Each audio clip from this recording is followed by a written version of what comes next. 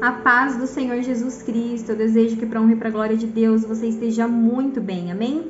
Eu estava aqui dando uma lidinha no tema da campanha que se iniciou na igreja que eu congrego e eu achei um tema muito interessante.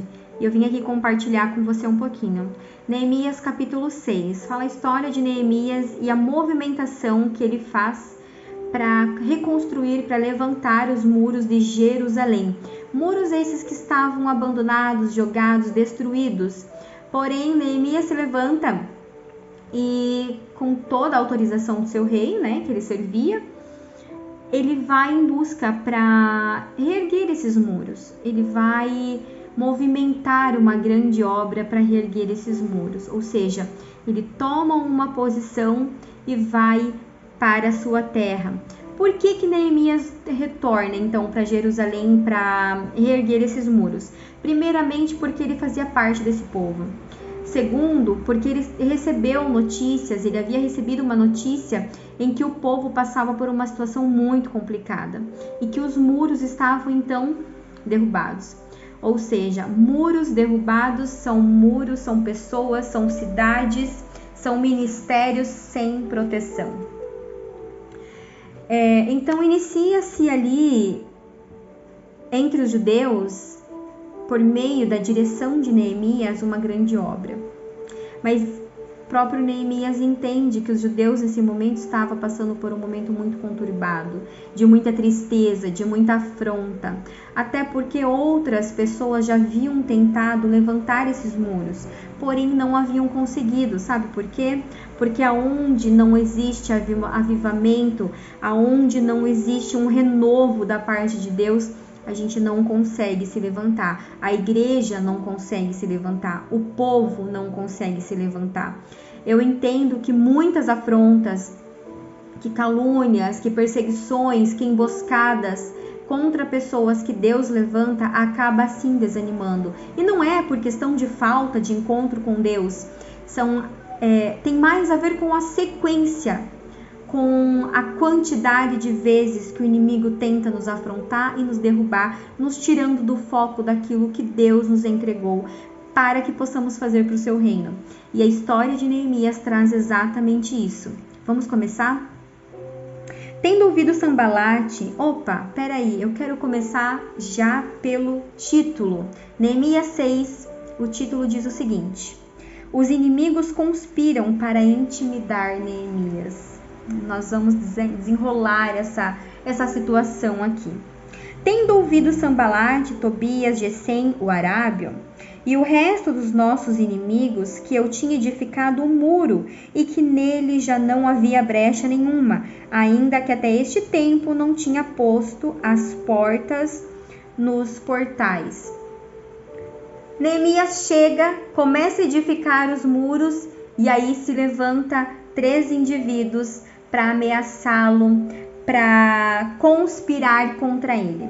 Ou seja, enquanto os muros estavam caídos, ninguém se levantou. Enquanto a sua vida está jogada no chão, massacrada pelo inimigo, ninguém se levanta contra você. Enquanto o seu ministério está sem ação, não está gerando frutos, o inimigo não se levanta contra você. O inimigo só vai se levantar com calúnia, perseguição, difamação, tudo aquilo que ele tem de estratégia contra você quando você decidir se levantar.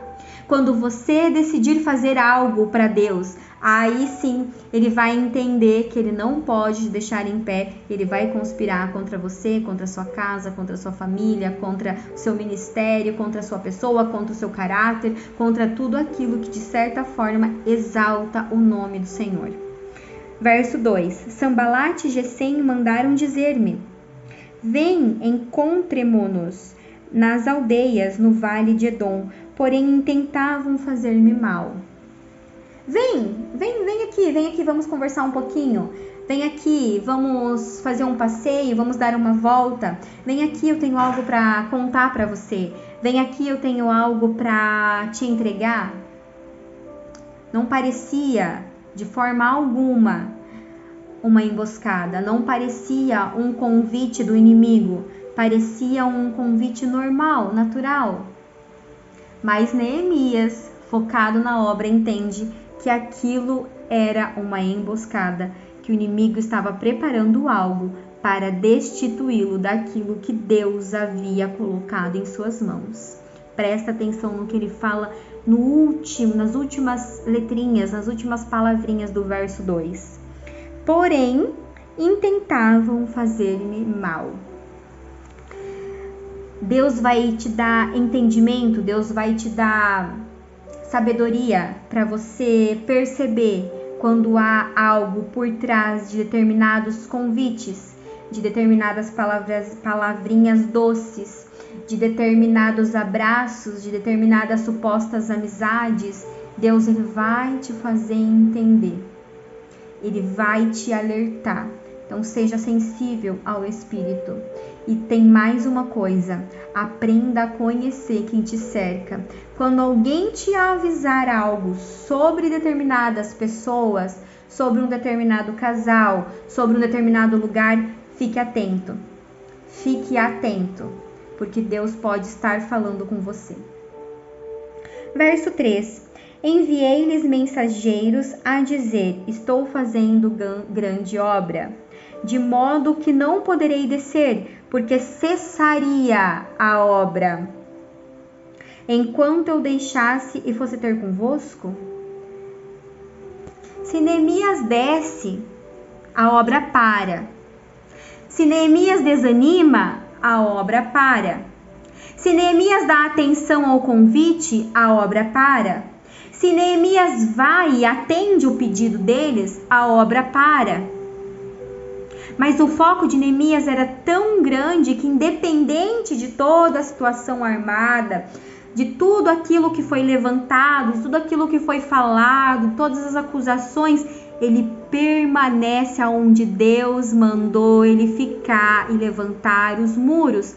Neemias não estava atrás de reinado, Neemias não estava atrás de posição, Neemias não estava atrás de nada, a não ser levantar os muros que Deus havia colocado em suas mãos. Você pode ter sido colocado em um lugar onde muitos muros estejam destruídos, aonde muita coisa que não agrada o coração de Deus esteja acontecendo. Então não desanima, porque o inimigo obviamente vai se levantar. O inimigo obviamente não vai deixar você fazer o trabalho que foi colocado, a obra que foi colocada nas suas mãos em paz. Até porque eu já ouvi muito isso, ele veio para matar, roubar e destruir. Com certeza ele veio para matar, roubar e destruir. Roubar projetos, roubar verdades, roubar ministérios, roubar famílias e por aí vai. Então, por favor, mantenha o teu foco. Tá doendo? Ok. Tá com as mãos calejadas? Fica. Tá sendo caluniado? Permanece. Estão te julgando, falando mal de você? Permanece aonde Deus te colocou para fazer. Ele sabe o porquê Deus te colocou aí. Ele sabe os talentos que desenvolveu em você. Ele sabe quem você é. Independente dos linguarudos e linguarudas que falam mal ao teu respeito, fica onde Deus te colocou para você fazer a obra. Trabalha onde Deus colocou para você fazer a obra. Ai, mas é dolorido. Eu sei o quanto é. Ai, mas tem pessoas saindo da igreja. Deixa sair. Estão saindo porque não era para estar aí com você. Se estão saindo é porque não dão valor para aquilo que você é. Se deixaram se inflamar é porque não merecem ter você. Deixa que vai. Deixa que siga. Porque se você ficou, é por ordem e obediência a um Deus que você sabe do tamanho e da sua grandiosidade. Você não está aqui para agradar o homem, você não está aqui para agradar ninguém. Nem os maiores cargos eclesiásticos. Você está aqui para agradar a Deus. Não está agradando determinadas situações, determinadas pessoas? Entrega na mão de Deus, faz o certo, com a tua consciência limpa, segue, mas mantenha o foco. Não para, não desce, permanece. Não sai da onde Deus te colocou. Fica exatamente aí, porque a vitória virá. Os muros serão reconstruídos, o avivamento retornará, O renovo virá, mas virá da parte de Deus. Você não deve nada ao homem, nada o homem deve a você também. Então permanece aonde Deus te colocou. 4 vezes me enviaram o mesmo pedido. 4 vezes.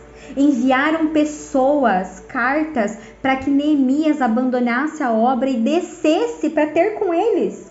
4 vezes. 4 vezes o inimigo intentou contra a obra de Deus. 4 vezes o inimigo intentou contra a vida de Neemias. Quantas vezes, quantas ofertas, quantas propostas o inimigo tem colocado nas suas mãos e na sua vida para te afastar daquilo que Deus tem para você? O inimigo ele é mais insistente do que o crente. O crente, qualquer coisinha, ele sai da igreja.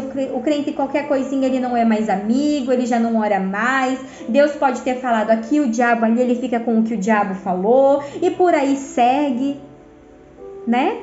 Mas você não. Você vai permanecer. Independente de quantas vezes o inimigo investir contra a sua vida. Independente de quantas armações ele fizer contra você. Independente de quantas vezes ele tentar fazer o teu ministério parar. Você vai permanecer. Porque quem te sustenta é o Deus poderoso. É o Deus, o Rei da Glória. É o Pai. Você vai permanecer. Deixa falar, deixa caluniar, deixa atrapalhar, deixa mentir, deixa fazer o que quiser. Deixa as indiretas rolar. Deixa fazer do púlpito de Deus aquilo que acha que pode fazer. Mas Deus, ele enxerga e ele ouve coisas que você nem imagina. Se tem pessoas se afastando, se retirando, deixa Deus tirar. Deixa Deus trabalhar. Não se atemorize por isso. Não se atemorize por aquilo que Deus tem tentado fazer na tua vida. Deixa Deus fazer. É um tempo de trabalho, é um tempo de propósito, é um tempo de plantação, a colheita lá na frente. Só permanece, só fica diante daquilo que Deus tem para você. Verso 6. Do teor seguinte, entre as gentes se ouviu, e Gesem diz que tu e os judeus intentais revoltar-vos, por isso reedificais o muro, e segundo se diz, queres ser o rei deles. Sabe por quê que algumas pessoas se levantam contra você, contra a sua vida, contra o seu ministério, contra aquilo que Deus tem para você? Pelo medo de que você, de alguma forma, se sobressaia. Pelo medo que de alguma forma você se destaque. Tem mais, martelo que se destaca leva martelada, né? Perdão, prego que se destaca leva martelada. É normal, você foi preparado para isso. Aprenda uma coisa, que todas as pessoas que Deus levanta, que todas as pessoas que Deus de alguma forma tem algo especial na vida delas, junto com esse algo especial vai vir também marteladas, calúnias, inveja, obras de bruxaria, obras de macumbaria, orações contrárias, maldições. Sabe por quê? São pessoas movidas à inveja, a sentimentos medíocres, que aí você escuta, mas não teve encontro com Deus. E quem abre a boca para determinadas coisas, tem encontro com Deus? Para quem inveja a sua roupa, o seu calçado, a sua unção, para quem inveja a forma com que você fala, a sua profissão, será que teve encontro com Deus? Continua reconstruindo e construindo aquilo que Deus entregou nas suas mãos. Neemias, quando ele chegou em Jerusalém, ele foi cercado por ferramentas, ele foi cercado por cartas, ele teve acesso àquilo que ele precisava porque Deus o preparou para chegar até lá. Deus o enviou para essa determinada obra. Havia outras pessoas tentando colocar a mão naqueles muros e tentando reconstruir, mas não era para aquelas pessoas, era para Neemias. É por isso que a igreja é um corpo. Sendo um corpo, a mão faz o papel da mão, o pé faz o papel do pé, a cabeça faz o papel da cabeça, o pescoço faz o papel do pescoço. E jamais a mão fará o papel do rim. Jamais, não tem como, não existe essa possibilidade. Por isso que nós temos ministérios diferenciados. É por isso que nós temos ações diferenciadas. É por isso que Deus me capacitou para determinada obra que não capacitou outros, e capacitou outros e não me capacitou. Que todo sentimento de inveja, que todo sentimento ruim da parte de Deus, todo sentimento de soberba, de arrogância, caia por terra em nome de Jesus. Que você não perca o teu foco, que você permaneça diante daquilo que Deus preparou para você. Fácil não é, suportar dói demais, machuca o corpo, machuca a alma, machuca as emoções. Chega um ponto que a gente diz, e aí Deus, isso aqui é de ti mesmo? É só um processo, suporta. Ele sabe para o que está te capacitando, ele sabe para o que ele está te preparando. Eu tenho 32 anos e eu já passei por tanta coisa na minha vida.